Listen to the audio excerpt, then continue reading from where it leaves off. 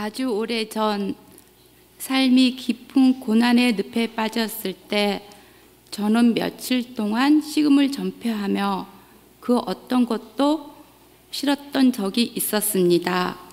숨 쉬는 것 외에는 온종일 침대에 누워서 잠만 잤습니다.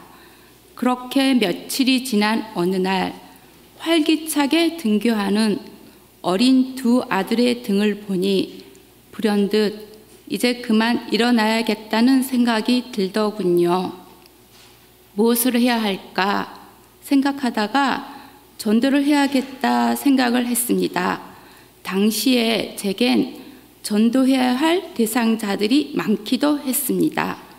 그렇게 기운을 차리고 이 집 저 집을 다니던 중 한 분이 집으로 들어오도록 시간을 내어주셨습니다.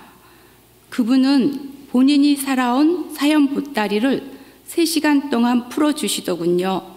듣고 있는 동안 사람이 이런 엄청난 고통을 겪으면서도 살 수가 있구나라는 생각이 들었습니다. 당시 우주처럼 크게 느꼈던 저의 고난이 그분의 얘기를 듣고 나니 아주 작은 골프공처럼 느껴지며 마음을 열어주셨던 그분에게 감사하게 되었습니다.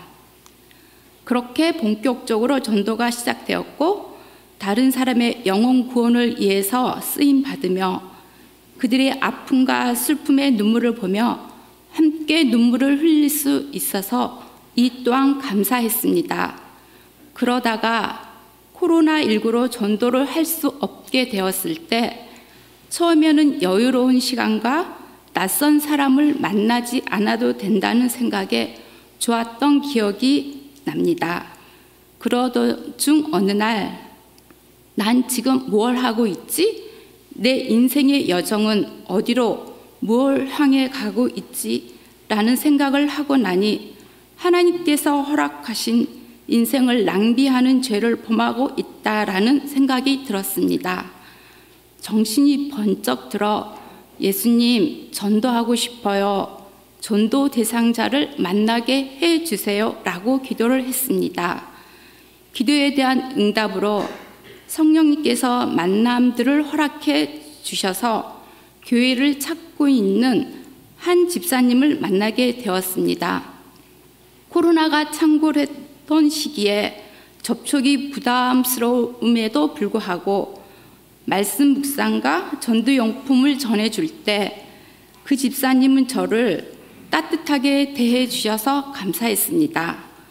저는 그분에게 하나님께 예배를 잘 드리는 교회를 선택하는 것이 우선이라고 말씀을 드리긴 했지만 저의 솔직한 심정으론 믿음과 성품과 헌신의 마음이 잘 준비된 집사님이 대강교회 한 가족이 되었으며 하는 바람도 있었습니다. 몇 달 동안 주님의 뜻을 구하는 기도를 하며 기다렸습니다. 결국 집사님은 말씀 좋은 대강교회에 등록하기로 결정하셨습니다. 아내 집사님을 전도했는데 남편 집사님과 자녀 2명까지 온 가족이 함께 등록하게 되어 줄줄이 이어진 굴비 전도가 되었습니다. 참 감사한 일이었습니다. 올해 들어서 정부에서 코로나 방역을 풀었을 때 저는 전도 방법을 약간 바꾸었습니다. 전도 대상자에게 방문하여도 서로의 안전을 위해 집 안으로는 들어가지 않는 원칙을 세우고 식당과 카페로 모시고 다니기도 하며 혼자서 하기가 힘들며 주변의 친한 집사님들께 동행을 부탁하기도 했습니다.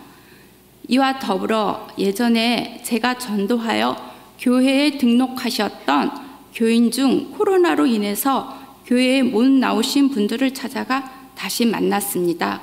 일종의 애프터 서비스인 것이지요. 그중 3분이 다시 교회로 나오셔서 예배를 잘 드리고 있습니다. 한 분은 찬양팀과 식당 봉사도 하고 있습니다.